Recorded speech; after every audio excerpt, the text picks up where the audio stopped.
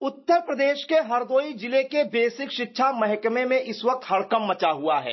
वजह यह बताई जा रही कि हरदोई में बीएसए पर 5 लाख की रिश्वत मांगने के आरोप में एफआईआर दर्ज की गई है। इसके बाद बीएसए ने जिलाधिकारी पर गंभीर आरोप जड़े हैं। पूरी अपडेट के लिए हम सीधे फोन लाइन से जुड़ते हैं इंडिया के editor in chief doctor Pankaj Singh Gaur ji के पास। सर, उत्तर प्रदेश के हरदोई जिले में बीएसए पर एफआईआर दर्ज हुई है। उन पर आरोप है कि उन्होंने 5 लाख की जो है रिश्वत मांगी थी और उन्होंने डीएम पर भी आरोप जड़ दिए जब उन पर एफआईआर दर्ज हुई। सर, क्या पूरा मामला है?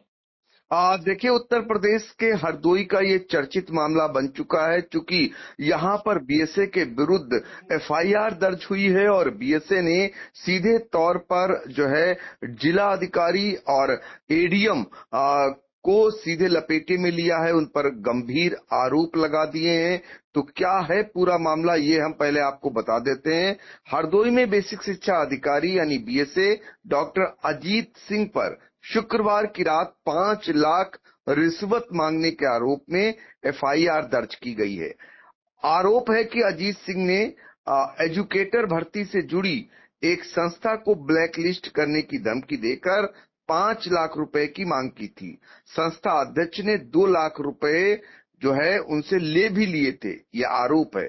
और जबकि बीएसए इन आरोपों को पूरी तरीके से झूठा बता रहे हैं। उनका कहना है कि जिला अधिकारी अनुनय झा ने जाल बिछाकर उन्हें फंसाया है।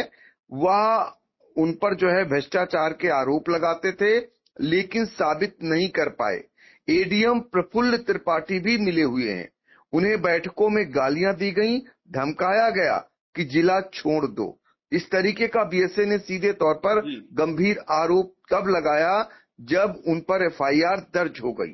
तो ये अपने आप में ऐसा मामला जो नौकरशाही में सुर्खियां बना हुआ है। अभी पिछले दिनों कानपुर का मामला देखा आपने, जिला अधिकारी और वहां पर कैसे सीएमओ के बीच जंग हुई, मामला न्यायालय पहुंचता है और जिन सीएमओ को शासन हटाता है, हाई कोर्ट उन्हें पुनः जो है उसी पद पर बने रहने का आदेश जारी कर देता है।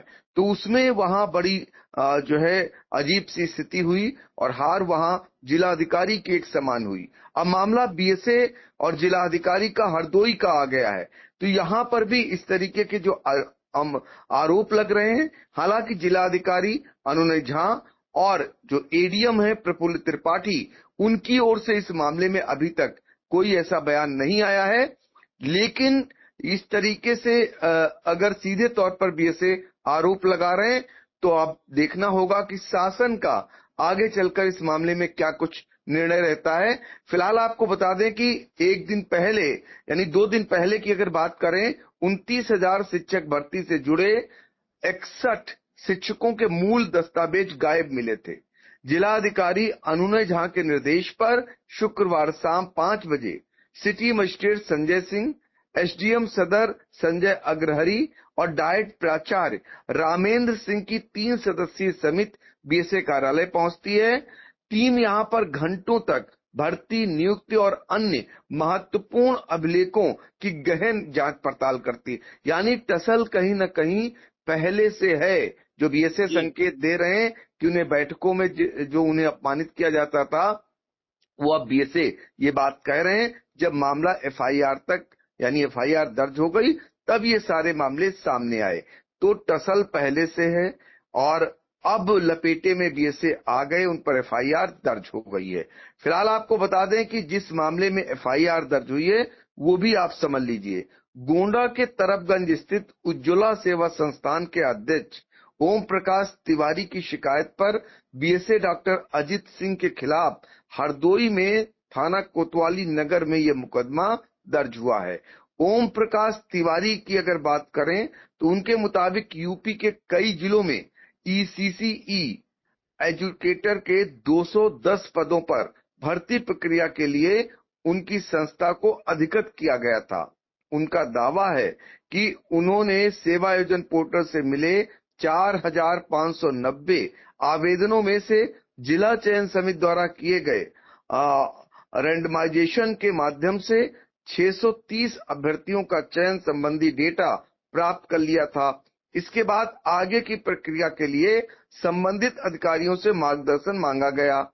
अनुबंध के लगभग 6 महीने बाद जब उन्होंने कार्य को आगे बढ़ाने के लिए संपर्क किया तो बीएसए ने उन्हें कार्यालय बुलाया और 5 लाख रुपए रिश्वत मांगी।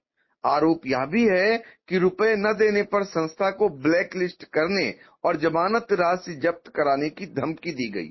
संस्था अध्यक्ष का यह भी आरोप है कि दबाव में आकर उन्होंने 2 लाख रुपए दे दिए, लेकिन इसके बाद भी बाकी रुपए मांगे जाते रहे, लगातार प्रताड़ित किया जाता रहा। तो ये मीडिया रिपोर्ट्स जिसमें इस तरीके की बातें सामने आ रही हैं और बीएसए की ओर से जो कहा गया वो भी आपको बताते हैं। बीएसए अजीत सिंह ने जो कुछ बताया वो ये कि यह जिलाधिकारी का ट्रैप है जिसमें उन्हें फंसाया गया है। वह लगातार उन पर भ्रष्टाचार के आरोप लगाते थे। उनसे कहा था कि यदि कोई भ्रष्टाचार हुआ है तो उसे साबित करें, उन्होंने ये बात कही थी। इसके बाद उन्हें मानसिक रूप से प्रताड़ित किया गया, उन्हें अपशब्द कहे गए और यहाँ तक कहा गया कि वह जिले से चले जाएं। इस तरीके से भी बात कही गई। एडीएम पर भी इसी तरीके का उन्होंने आरोप लगाया। तो कुल मिलाकर के ये मामला अब सुर्खियों में आ गया है और इसको लेकर के एफआईआर दर्ज हो गई है। अब आगे देखना होगा कि शासन इस मामले में क्या कुछ निर्णय करता है। तो आपको बता दें जी सर, बताइए सर। हाँ, तो शासन पर बहुत कुछ निर्भर करेगा क्योंकि मामला अब ये तूल पकड़ता जा रहा है। इसके अलावा भी जिलाधिकारी ने वहां जो कार्रवाइयां कराई हैं, 29,000 शिक्षक भर्ती से संबंधित 61 शिक्षकों की जो मूल पत्रावलियां गायब मिली, तो ये मामला भी कहीं न कहीं जिलाधिकारी के निर्देश पर टीम जाती है और वहां पर जांच पड़ताल करती है। तो ये एक अन्य आरोप है गंभीर और दूसरा एफआईआर है। तो शासन इस मामले में क्या कार्रवाई करता है और ये देखना रहेगा। लेकिन ये अब सुर्खियों में बन गया। ये हालात तब हैं जब आए दिन उत्तर प्रदेश में भ्रष्ट अधिकारी हो या कर्मचारी उन्हें रंगे हाथों रिश्वत लेते हुए कभी विजिलेंस की टीम इस प्रकार से पकड़ती हुई नजर आती है, कभी सरकार निलंबित करती हुई नजर आती है। फिर भी इस प्रकार की गतिविधियां जारी हैं। ये साबित करता है कि उत्तर प्रदेश में क्या कुछ चल रहा है। ये नमूना मात्र है हरदोई का मामला और किस तरीके से एक बीएसए खुल्लम खुल्ला अगर जिलाधिकारी को आरोपित कर देते हैं तो आपस का भी एक अंदाजा लगाया जा सकता है कि किसी में अनुशासन कितना बचा है और किसका डर कितना बचा है, ये घटना साबित करती है। लेकिन अब सबकी नजर शासन पर टिकी है कि शासन का अगला कदम क्या होता है इस मामले पर। जी बिल्कुल। तो हरदोई में बेसिक शिक्षा विभाग के मुखिया यानी बीएसए डॉक्टर अजीत सिंह पर 5 लाख की रिश्वत मांगने के आरोप में एफआईआर दर्ज कराई गई है। एक संस्था ने के जो संचालक हैं उन्होंने एफआईआर दर्ज कराई है और जब उन पर एफआईआर दर्ज हो गई तो उन्होंने यहां तक कह डाला कि डीएम ने मुझे जाल बिछाकर फंसाया और इसमें एडीएम की भी मिली भगत है। तो अब देखना होगा कि एफआईआर दर्ज होने के बाद शासन इस मामले में क्या बड़ा कदम उठाता है। महत्वपूर्ण जानकारियों के लिए आपका बहुत बहुत धन्यवाद। खबर आपकी, नजर हमारी। देखते रहिए आई इंडिया।